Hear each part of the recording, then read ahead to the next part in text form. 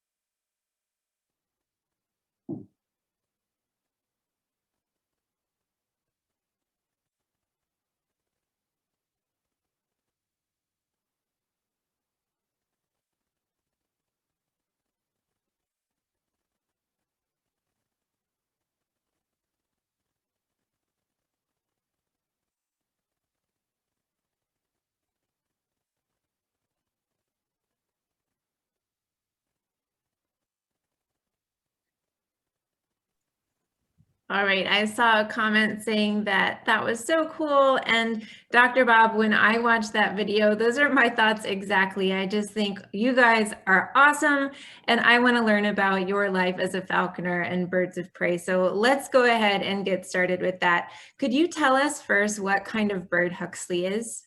Huxley is a Harris hawk. He is one of the soaring birds, like a red-tailed hawk. All right, very nice. Now, I heard you say he's a soaring bird like a red-tailed hawk, which is a bird of prey, correct? Right. Okay, so could you tell us what exactly that means? What is a bird of prey?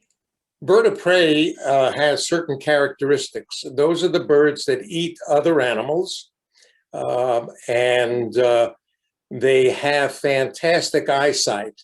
That's why the term eagle eye or watching like a hawk is so important. They also have strong hooked beaks that rip and tear.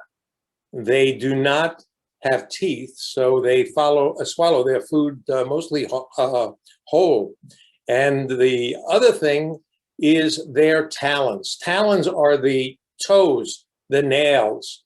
And if you look at the picture on the left, you'll see the differences between the hawks and the falcons and the other hawks, and also the owl. They have 3 toes forward, 1 back, but the owl and the osprey are animals that can, or birds that can switch their outside toe to the back so that they have 2 forward and 2 in the back, just like the picture on the right. That's an osprey over there. And Dr. Bob taught me a really cool word that describes exactly what he was just saying. Those 2 toes in the back, 2 in the front. The ability to do that is called zygodactyl, which is just such a fun word to say. I added that into the chat there. So Dr. Bob, why are birds of prey important? Well, all predators are important. The raptors are the aerial predators, and they keep the balance in nature. They eat the animals that eat the plants, and we need plants and we need the animals. So they regulate the population. Now, these are the birds of prey we see in San Diego County, and they look all different because we have hawks here, eagles, vultures, and the osprey. And they each take a different niche. Some eat the feathered prey, some eat the prey that have fur, and some are versatile. They can eat both. Now, I'm curious for those of you who are listening, as you look at these photographs, have you ever seen any of these birds of prey in San Diego County before? If you have, let us know in the chat. Let us know what birds of prey you've seen and also where you've seen them. We would love to hear that. All right, so sometimes it can be hard to see these up close and personal. So Dr. Bob, could you tell us some ways that we can identify birds of prey from far away? Well, birds of prey are actually the best birds to start learning about identifying birds because they usually sit still or they're soaring in the sky. And their colors of their feathers usually don't change from season to season very much, except from the first year to maturity. And the first thing you're going to do is look at the wing shape, then the tail shape, and then you see the proportions, because fighter jets are different and built differently than the cargo planes. And so each is built a certain way, and birds of prey are built a certain way and what they're going to catch. Now, after learning about birds of prey, seeing those photographs, and also just seeing you sit there with Huxley, who is completely adorable, I might add, and so cool, I'm wondering, can I go to a store and buy a bird of prey, maybe an owl like in Harry Potter, and have one at home with me too? You certainly can, if you become a falconer and you get your license. You can't just go and drive a car unless you have a license. To be a falconer, you have to be 12 years old to start, and then you have to have an apprenticeship for 2 years. But during those 2 years, you can have your own bird, either a kestrel or a red-tailed hawk, and learn all about falconry. Now, you first learned about falconry a long time ago, and my understanding is once you found out about how much went into it, you kind of had some other ideas. Is that right? You can say that again. Yes. I was vacationing with my wife on the East Coast, and I'm a pilot, so I love flying. And So she saw where you could learn about being a falconer at one of the hotels. And people here in San Diego can do that out at the Torrey Pines Glider Port. There is Dave, who's out there with total raptor experience, and you can see him fly the bird, and you can have birds come to you. But I got back and realized how hard and time consuming it was. So, and I didn't know very much about birds of prey, but I was a doctor. So I joined Project Wildlife, which is now part of the Humane Society, and learned about rehabilitating, making birds of prey back to normal again so we could release them. And I was also on the education team. So joining Project Wildlife sounds like a fantastic way to learn about birds of prey and also help them at the same time. And Dr. Bob is still doing that. Just a couple of weeks ago, he was telling me that he released a great horned owl, which is amazing. Right, just like the one in the picture in the upper right. But the picture in the upper right is in the summer, and it's close to dusk, and you have to be careful and make sure that the crows aren't around. I've learned that you have to do it very, very dark, otherwise the crows gang up on the birds. Oh my goodness. So Dr. Bob, we know now, of course, that you are a master falconer. So you eventually did do all of that work and training. And we want to know a little bit more about falconry. Could you tell us about falconry, what it is and what goes into it? Well, falconry is over 4,000 years old, long before the pyramids or man even wrote about it. But it was a way of catching meat. If you wanted something to eat, meat, you train a hawk. It's easier than making traps and bows and arrows and things like that. So the definition is using a trained bird of prey to hunt its natural quarry, that is either its fur or feathers, or in some both, in its usual habitat where people live. Now, Dr. Bob just kind of blew me away I would say a month or so ago when he told me about the size of mammals that some birds of prey can actually catch. And we're talking about that natural quarry. Could you tell our audience members what I'm talking about, Dr. Bob? Well, in the Far East, Mongolia and places like that, actually the golden eagle is what they train. Here's a picture of the different cultures across the world. They actually go after small deer, foxes, all different types of animals. It's fascinating that each culture does it differently and for different reasons. Now, in Europe, especially in England, in the 1400s, they had rules of ownership, and only the king could own or have in possession the gyr falcon, that beautiful white falcon that came from the far north. And if you were caught having a bird that you weren't supposed to, you were punished. They could even cut off your hand. I've read some of that. Oh my goodness. So I'm reading some of these rules of ownership, and it looks like if you were a child, then you would have a kestrel. Now, me, if I wanted, say, to have a peregrine falcon, and I was caught with that, I could be in prison, like Dr. Bob was saying, or worse. So I would have to have a female Merlin. Very interesting to read about these. Now, this is in Europe, of course, and since we are talking here from San Diego, I'm curious, Dr. Bob, if falconry was ever used in what is now the United States or the North American continent.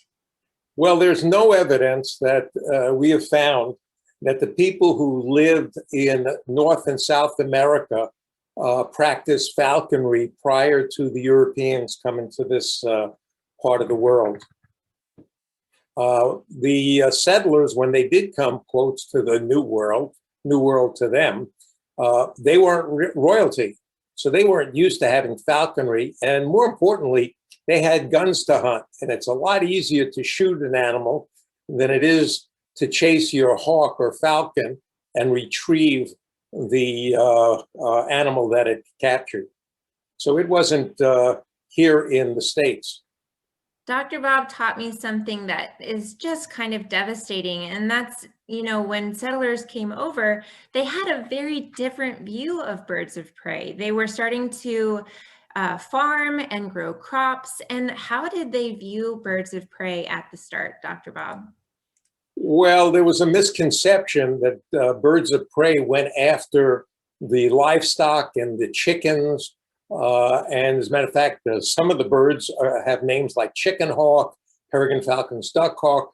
So people thought that this would impact on their livelihood. So in Pennsylvania, and there were other places also, this is a picture of Hawk Mountain in Pennsylvania that they, in the 1925 to 30 thereabouts, there was a bounty. That is, they placed money and gave money for anybody who would shoot a bird. And in today's dollars, they paid $75 for every bird of prey that was shot.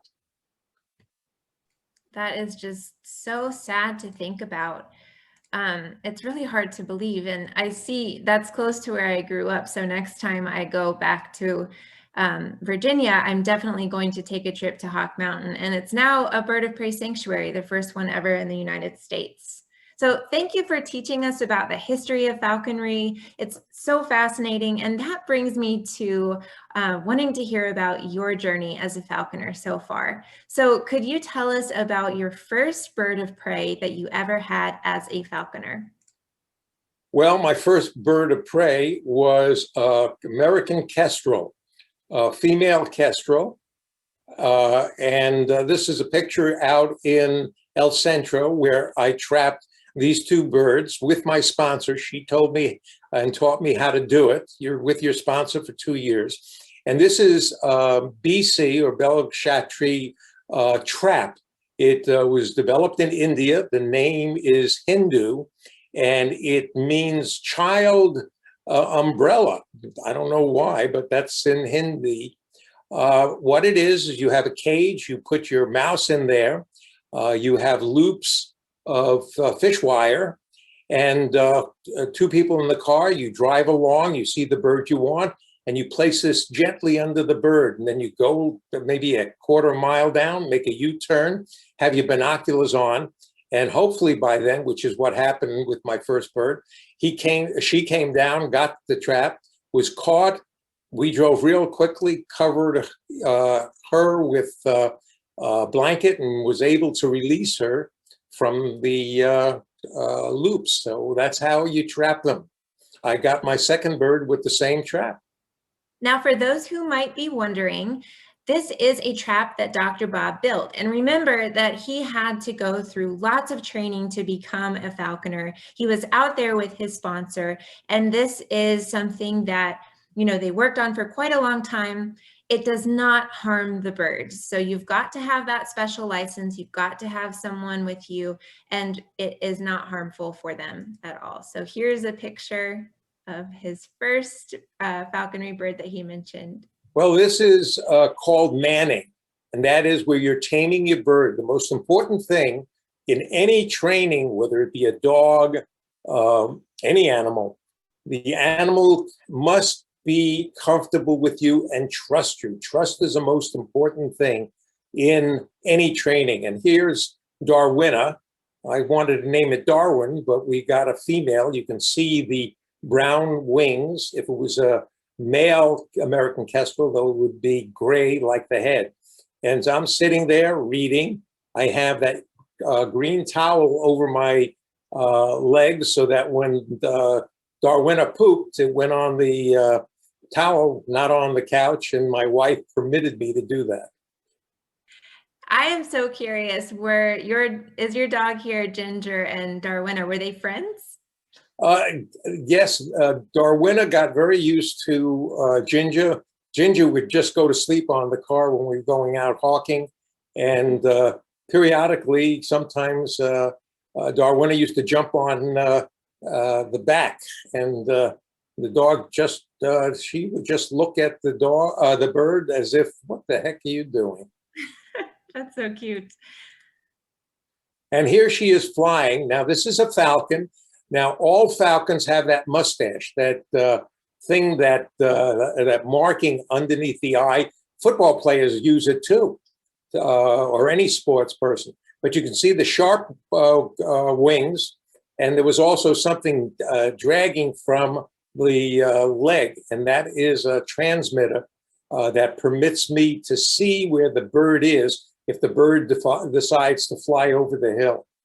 Now, the next picture that you had up was my trapping my second bird. I had released Darwina back into the wild a year later, and I needed another bird, and I wanted to learn new things, how to handle and train another bird. And this is a red-tailed hawk, the two birds you're permitted in falconry to start off when you're California falconer.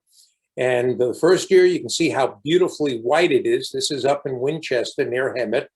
And on the right is after a year, you can see the beautiful changes.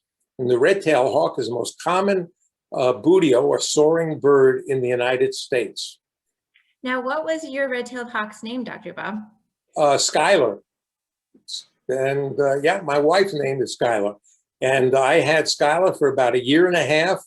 And this is just down the street from the previous picture. This is the side of the road that did not have houses being built on it. And you can see the anklets that I had cut dangling. In the middle picture, I look a little startled because I was standing there for about 4 minutes before Skylar decided to take off. So off he went. Unfortunately, you can't tag your birds to find out how they're doing. But the birds were older, had their immunizations, and so the success rate for both birds were higher than the normal birds. Very cool. And we just had a comment come in from Eli. He says, our school is Solana Ranch and the mascot is the red-tailed hawk, which is awesome. We're really excited to hear that. I like that. Yeah, that's so cool. Thank you for sharing that with us. So, Dr. Bob, your first couple falconry birds were wild caught, and then, as Dr. Bob mentioned, they were released back into the wild. He just stated that after he's had them for a couple of years and they've had their vaccines, they've been taken care of through their first few years of life, that they have a much better chance of surviving in the wild. And why is that, Dr. Bob? Well, it's actually very tough to be a bird raptor out in the wild. This is a graph. Just look at the red numbers in green. And on the left, you see birds that are small, like the American kestrel. And after 1 year, only 25 out of 100 are alive. You go out 5 years, and only 5 about are alive. You have big birds like a red-tailed hawk, or a red-shouldered hawk, or eagles, half of them die the first year. And you go out 5 years, only 10%, 10 out of 100 make it. So a falconry bird that we get back in the wild and we make sure is healthy has a much better chance of surviving. Now, those were his first 2 wild caught, released back into the wild. And that brings us to Huxley. Huxley is Dr. Bob's 3rd falconry bird. And we would love to know about Huxley, your bond, and the story of his life so far. So could you Huxley is a Harris hawk, like I told you. Yeah, this is a picture of his mom and dad. Mom is on the right. Females are bigger than males, and females in the birds of prey rule the roost. They're the bosses. And the fun thing about Harris hawks, they're the smartest of the birds of prey. They're called wolves of the air. And you can go on YouTube and see a wonderful video. And they hunt in packs. They help each other. They do this crazy thing called backstanding that we really don't know why. Some scientists should or could go out and figure it out and watch the birds. And Huxley is a type of bird that everybody wants to have as a falcon bird because they're so social and they're great being with people. And this is a picture of Huxley being hatched. This is up in Washington State. And he was specifically hatched to be a special type of bird. And on day 13, any wild raptor that is bred has to have a band that you report to the federal government and tell them. Now you see the green on the head, that's vegetable dye, so that when you have a whole clutch of these, you know which animal is which. And here's Huxley learning to fly, or the word is fledging, at day 45. And there he is with his brothers and sisters. So Huxley, as I said, was specifically hired to do something called abatement. And abatement is where there is human or wildlife conflicts. And you use wild raptors that are trained to do abatement work, and they fly around, and all of these birds know that Huxley or other raptors can kill them, and they're afraid of them. It's like if there was a rattlesnake in front of you, you'd run away. Well, that's what these birds do. So Huxley was really good at that. And Mr. Abatement Company, well, have you been to SeaWorld there, Miss Ashton? You know what, Dr. Bob, I have never been to SeaWorld, but I have, I've driven by it quite a bit.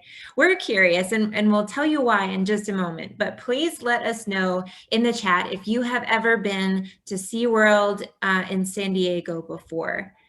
We'll give a little bit of time here because I know there's a slight delay between our Zoom here and Facebook. Let us know if you have been to SeaWorld, or even if you've seen it or heard of it.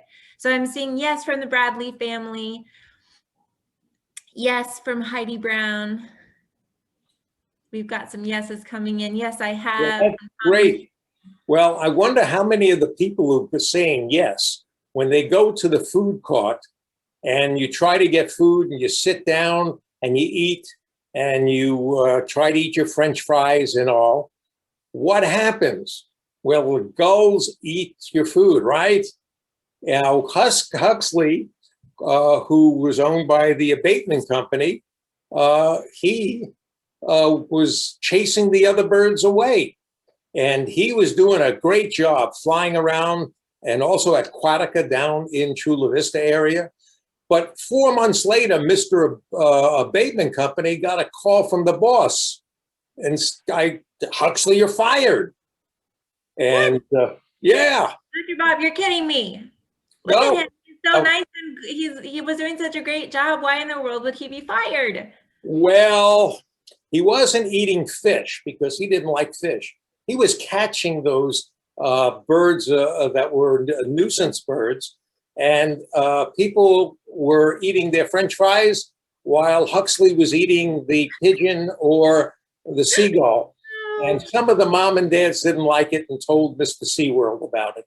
Oh my goodness. So Huxley was doing his job maybe a little bit too well, in other words. There we go. And I had to share this. So I was out at Coronado. I was having a picnic on the beach shortly before Christmas, and I had a lot of seagulls coming up to our blanket trying to eat our food. And I just looked one in the eye and I said, hey, I know a guy, don't mess with me. And in fact, I even have Huxley's business card. So that's seagull not with me anymore. All right, that is super cool, Dr. Bob. And then of course, he was fired, poor Huxley. Well, what happened? Well, I was looking for a bird to be a falconry bird, and I always wanted to have Harris hawk because they're so versatile and friendly. And as a falconer, I can do education. And I used Huxley with education, and he would fly to people and all. And since I had released the other two birds, Huxley is now my bird forever. I actually saw Jessica in the comments says that she used to work at SeaWorld. I'm curious if you ever saw Huxley or maybe one of his friends. Let's see. Thomas says that that's a shame Huxley was fired. He says that I wouldn't mind. We all need to eat, right? Yeah, we all need to eat. So Dr. Bob, that sort of brings us to the topic of Huxley and him being in a bandage right now. So we did say that we're going to talk about that and some things that we can do to make sure that we are protecting birds of prey and just birds in the wild in general.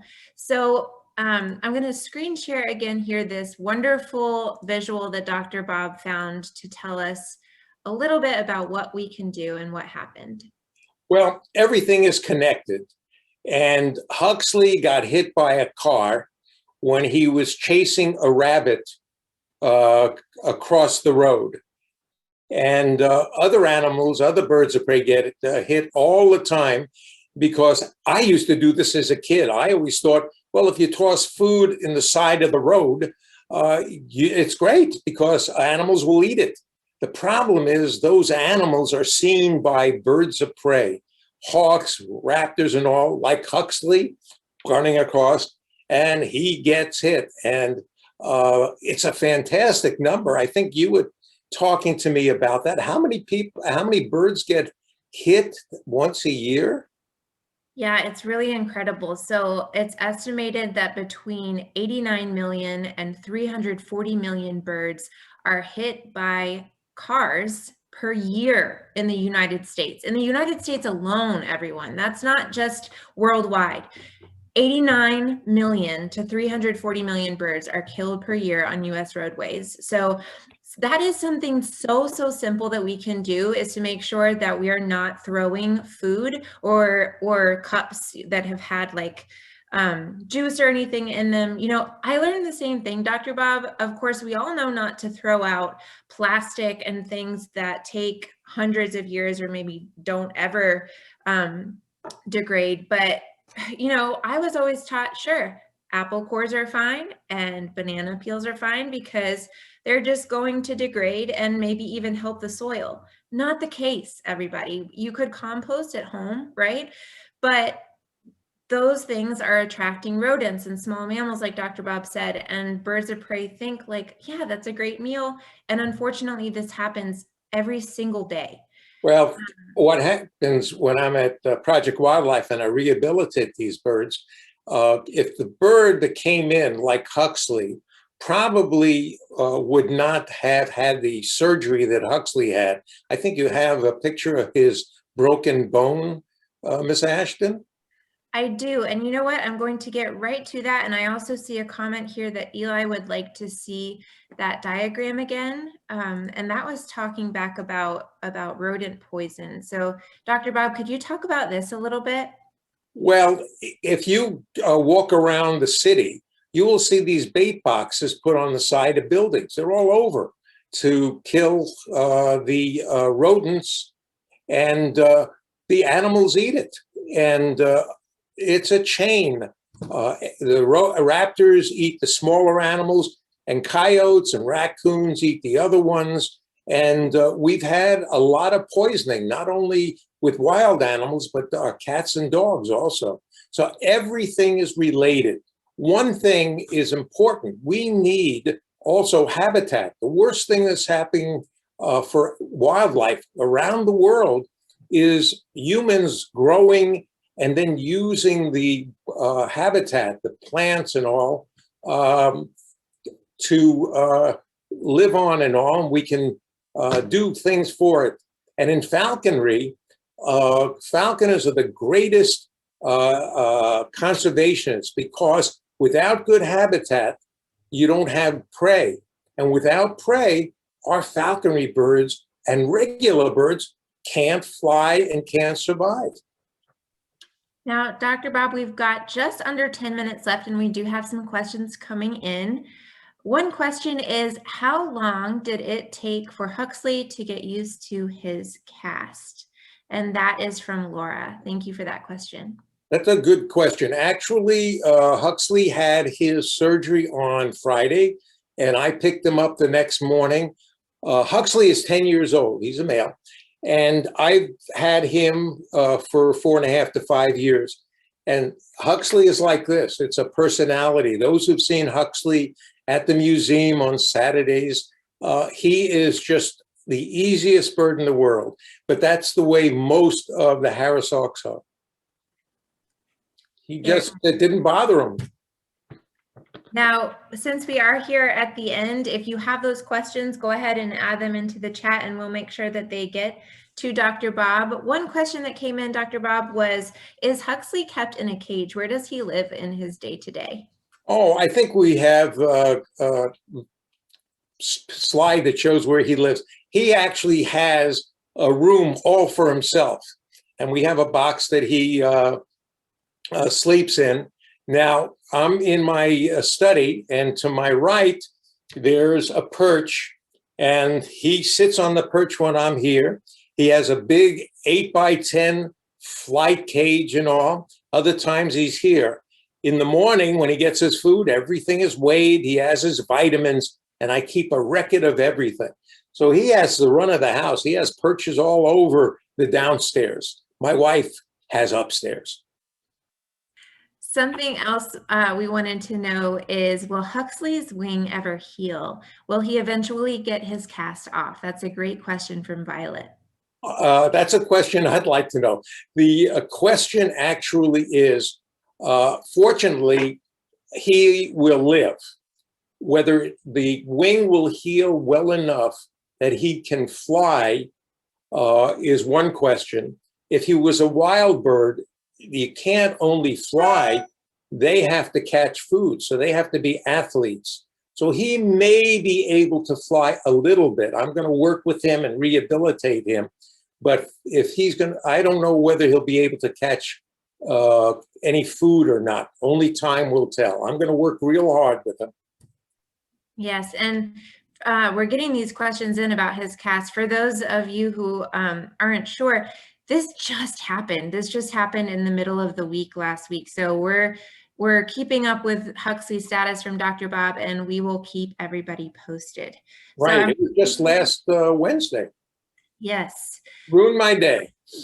Very recent, but oh my goodness, it is a miracle that he lived through getting hit by a car. So we're so happy that he's here with us, and we will just hope that his wing heals. So we've got some more questions here coming in, Dr. Bob. Let's see. What is Huxley's life expectancy? Great question.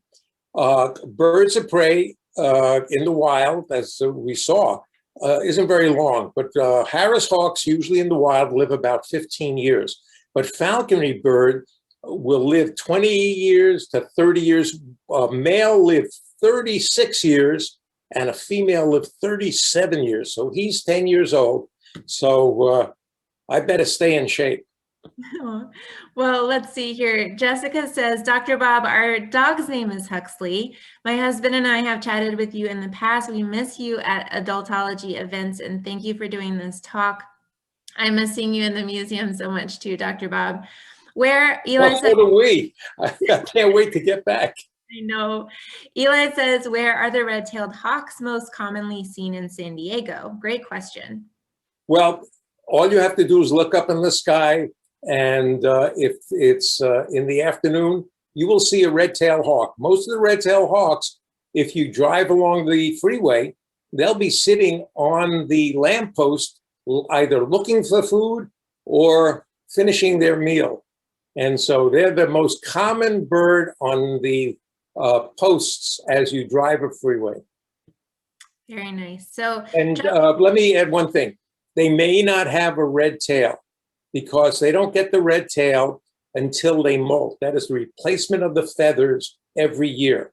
So they get the red tail starting their second year.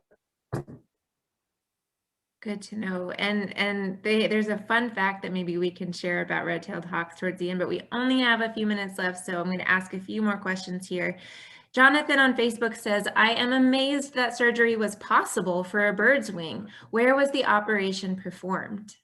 Well, there are avian specialists, Dr. Cecil Todd out at Pet Emergency out in La Mesa, at the Humane Society in Project Wildlife, we have a vet called Dr. John Enyart, who does this type of thing on wild birds, but we have to get that bird. You saw pictures of the falcon that I released. Well, we took a year to get that bird up to training. Remember, if we just set it out and it couldn't fly and catch anything, it would starve. And all our hard work would be for nothing. So you have to train this bird. These are athletes. The question is, it's like sort of Tiger Woods. He danged up his knee. He may never, he'll live, but he may never play golf again because of the injury. Now, let's see here. This is an amazing question coming from Austin, who wants to know if you can talk a little bit about the relationship between dinosaurs and birds. Fabulous question. Actually, birds are dinosaurs. Anybody who says dinosaurs are extinct is now misinformed. And we just learned that over the last maybe 10, 15 years. So that's a fabulous question. And one of the fascinating things, what I love about learning about birds, is dinosaurs actually had feathers before they had to fly. Now, I can give some reasons. We think it's because of camouflage or keeping themselves warm, or, you know, the guys like to pretty themselves up. So it would be pretty colors to attract mates. Can you imagine dinosaurs doing that? It's so cool to think about. And also just that you hear that connection when we also call birds of prey raptors. Whenever I hear raptor, I immediately think of dinosaur. And sure enough, that's sort of what they are, right? They're avian dinosaurs. Yes, absolutely. So we've got one more minute here. And I don't know, Miss Lauren, if you want to have me hand it over. I know we've got a few more questions and we can try to post those afterwards on Facebook so that you all get the answer to those, or also we'll be doing this again on Friday if you want to see our live stream, and maybe Dr. Bob can get to some of those. If you are interested, though, we do have a Flipgrid set up to send Dr. Bob and Huxley well wishes after Huxley surgery. So we'll add the link to that Flipgrid into the chat. And there's a little bit of a recording in there about how to use Flipgrid and what it is if you're not familiar. And with that, I will hand it over to you. Thank you so much, Dr. Bob, for joining us. It was awesome to see both you and Huxley here today. All right, It's fun. Yeah, thank you. Thanks for joining us. I learned so much. I'll definitely never take for granted seeing a red-tailed hawk on over the freeway again. Not to say I did, but I see so many. Sometimes I'm like, oh, wow, they just must be all over the place. And now I know it's like kind of a miracle that we get to see them. It's so rare they get to live. So thanks so much, Dr. Bob. And thank you, Huxley. And thank you, Ashton. That was just amazing. And thanks to everybody for joining us. We had so many great questions and comments, and really are glad that you were able to join us. We will be having another program on Friday, as Ashton shared, and then in March, our program will be March 19th at 10 a.m. on a Friday, and it's going to be about climate science and how climate change is affecting pollinators. So I hope you can join us for that. And with that, we'll let everybody go because we are at time. But thank you all.